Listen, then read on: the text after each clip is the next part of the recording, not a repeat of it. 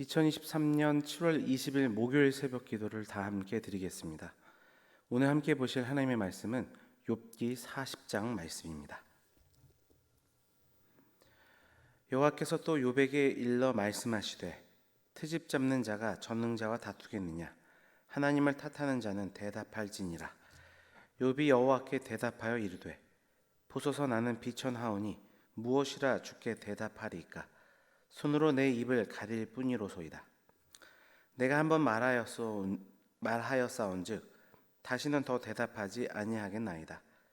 그때 여호와께서 폭풍우 가운데서 욥에게 일러 말씀하시되 너는 대장부처럼 허리를 묶고 내가 내게 묻겠으니 내게 대답할지니라.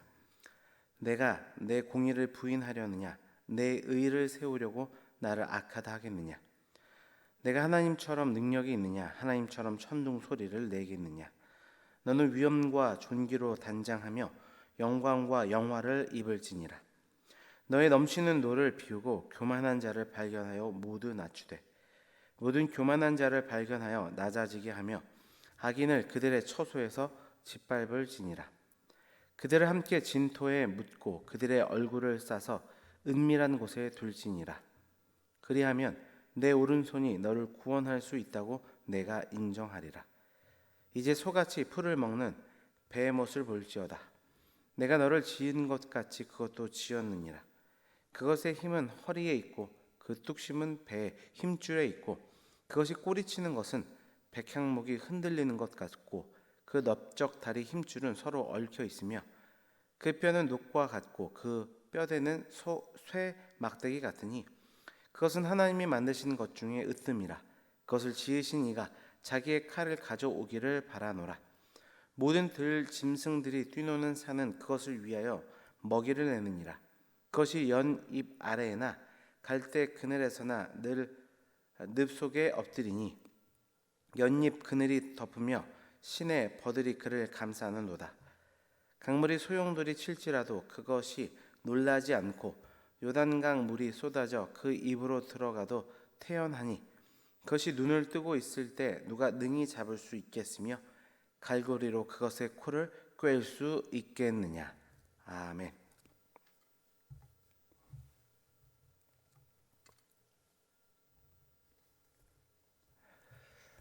하나님은 앞선 38장과 39장에 걸쳐 하늘과 땅과 바다의 경이로움과 또한 자연 현상의 신비로움, 또 동물 세계의 그런 놀라운 일들에 대해서 욥에게 말씀하셨습니다. 그리고 오늘 본문을 통해서 이렇게 말씀을 시작하십니다. 1, 2절 말씀입니다. 여호와께서 또 욥에게 일러 말씀하시되 트집 잡는 자가 전능자와 다투겠느냐? 하나님을 탓하는 자는 대답할지니라. 하나님은 욥에게 트집 잡는 자, 또 하나님을 탓하는 자라 말씀하셨습니다. 욥이 그의 친구들의 공격처럼 몰래 지은 죄나 또한 감추어둔 죄가 있었던 것은 아닙니다. 그러나 자신의 옳음을 정당화하고 싶어하는 오만함이 있었던 것은 사실입니다. 그는 자신이 하나님을 잘 알고 있다고 생각했고 자신이 옳다고 생각했습니다. 그래서 하나님을 뵈면 할 말이 많을 것으로 생각했었습니다. 그러나 하나님과 직면하게 된 순간 그럴 수 없다는 것을 스스로 확인합니다. 오히려 자신이 어떠한 존재인지 하나님은 어떠한 분이신지를 뚜렷하게 발견하게 됩니다. 인생의 깊은 고난 가운데 하나님을 만난 욥은 그렇게 자신의 인생 가운데 가장 위대한 발견을 하게 됩니다. 오늘 본문을 통해 인생의 가장 위대한 발견이라는 제목으로 하나님 말씀 증거하겠습니다. 첫째, 욥은 하나님과의 만남을 통해 자신의 비천함을 발견하게 됩니다. 3, 4절입니다. 욥이 여호와께 대답하여 이르되 보소서 나는 비천하오니 무엇이라 주께 대답하리이까? 손으로 내 입을 가릴 뿐이로소이다. 사실 그는 친구들의 주장에 대한 장황한 답변을 통해서 자신의 지혜를 입증하고자 했습니다. 그리고 하나님께서 변론할 기회만 준다면 자신 있게 답변할 것임을 거듭 말해왔습니다. 그러나 그는 하나님으로부터 천지 창조와 자연의 신비에 대해 질문을 받고 거기에 아무런 답변을 할 수 없음을 고백합니다. 그것으로 자신의 무지함과 교만함을 하나님 앞에 인정하게 된 것입니다. 그러면서 자신이 하나님께 답할 수 없는 이유로 자신의 비천함을 이야기하고 있습니다. 여기서 비천하다는 말은 무가치하다라는 의미입니다. 욥은 하나님의 말씀을 듣고 비로소 자기 자신이 얼마나 비천한 존재인가를 깨닫게 됩니다. 계속해서 자기의 또 지혜를 말하였지만 그것이 하나님 앞에 얼마나 무가치한 것인가를 깨닫게 된 것입니다. 주 안에 사랑하는 성도 여러분, 우리 인생의 가장 위대한 발견은 자신이 얼마나 하나님 앞에 비천한 존재인가를 깨닫는 것에서 시작이 됩니다. 이 깨달음에서부터 우리의 새로운 인생이 시작되는 것입니다. 스스로 교만하여 무너지는 인생이 아니라 전능하신 하나님을 신뢰함으로 귀하게 쓰임받는 인생이 되는 것이죠. 오늘 하루도 나의 비천함을 하나님께 고백하며 하나님의 위대하심을 힘입어 살아가는 은혜의 성도님들 되시길 주님의 이름으로 축원합니다. 두 번째로 욥은 하나님과의 만남을 통해서 자신의 무능함을 발견하게 됩니다. 9절입니다. 내가 하나님처럼 능력이 있느냐? 하나님처럼 천둥 소리를 내겠느냐? 사실 욥은 스스로 동방에서 권능이 있는 자로 믿고 살아왔습니다.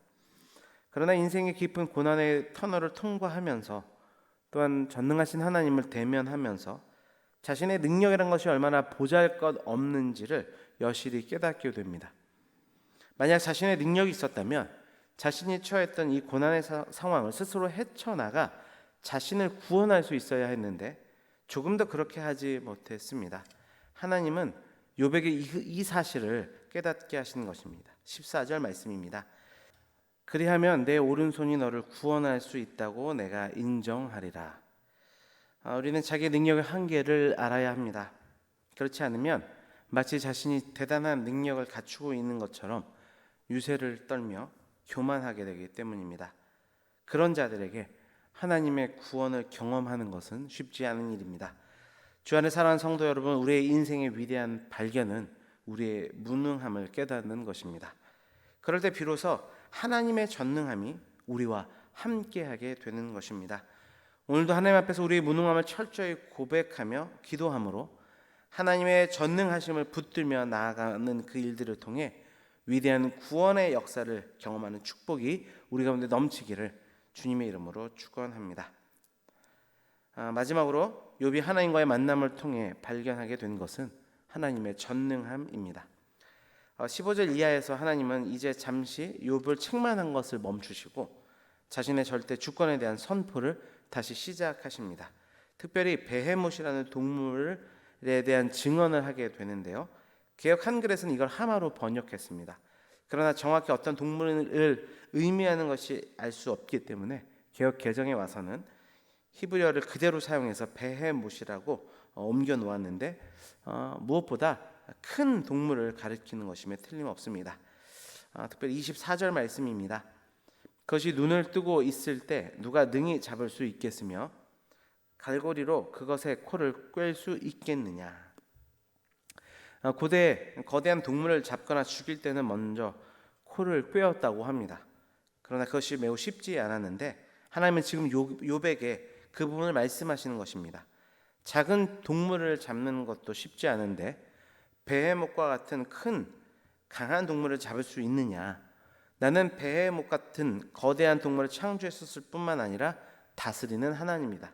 그렇게 세상이 아무리 크고 강력해 보이는 것이라 해도 하나님의 능력 앞에서 무기력하고 약하기 짝이 없으며 그 모든 것들이 하나님의 통치 아래 있다는 것을 주님 말씀하고 계십니다.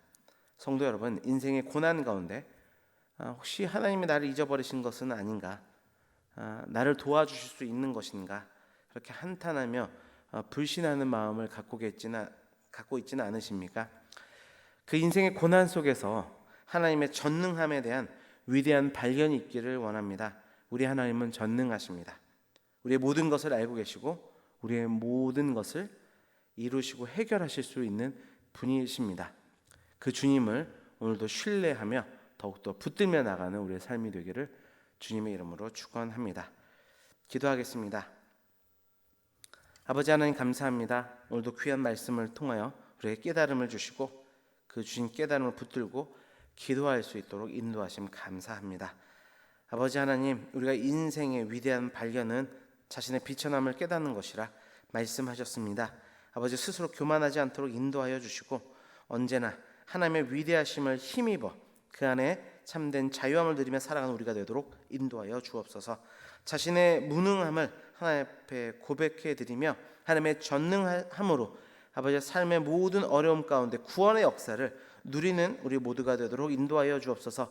그렇게 하나님의 전능하심 가운데 늘 구하며 매일의 삶 가운데 하나님의 도우심을 따라 믿음의 길을 걸어갈 수 있는, 고난 가운데 오히려 승리의 계가를 부르며 날아갈 수 있는 우리 은혜왕성의 모든 성도님이 될 수 있도록 아버지 축복하시고 함께하여 주옵소서. 이 나라와 이 민족을 위해 간절히 기도합니다. 아버지, 많은 피해로 인하여 많은 고통을 받고 있는 아버지 많은 사람들이 있습니다.